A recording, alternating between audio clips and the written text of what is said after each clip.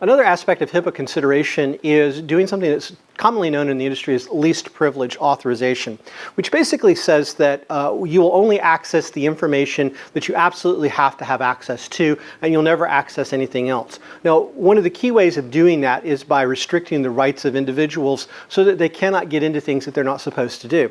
Now, in a very small practice, this becomes incredibly difficult to really be able to execute, and so it may not have as strong a value for you, but it still has to be something that you've at least considered, you've put into your documentation plan or your risk analysis and such to make sure that you have shown that you've given consideration to that.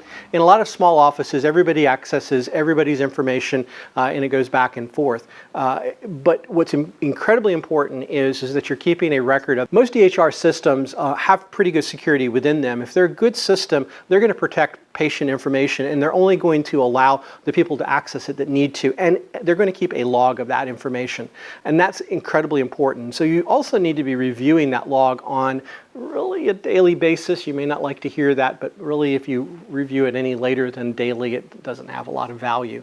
And so you could see, for instance, that Sally didn't really work with John and Joe that came in earlier, but she looked at their records anyways, and that could be an actionable item.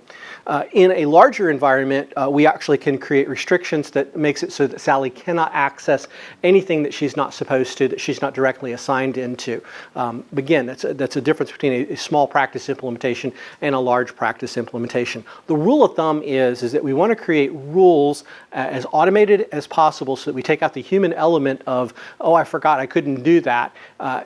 So we want to enforce these rules to make sure that people do not access information that they really shouldn't have access to, or that they have no business reason to have access. Now, while we're talking about that, let's just share for just a second about some other individuals.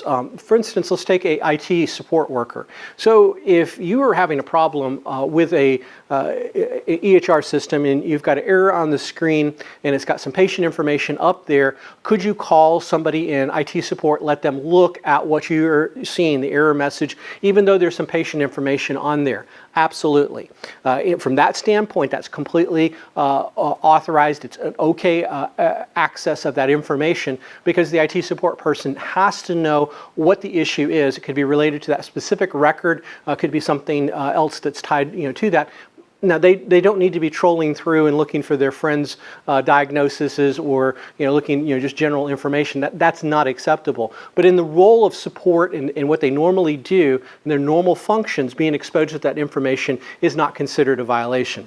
So the least privilege rule still applies to IT support and to any other type of support within your organization. They can see the information if there's a business reason, and that's the real test that you need to give consideration to. So you're going to ask yourself in each given situation, is there a business reason that this person can have access to this data? If the answer is yes, you've got no problem. If the answer is no, then you need to create some type of a restriction to keep them off of the system.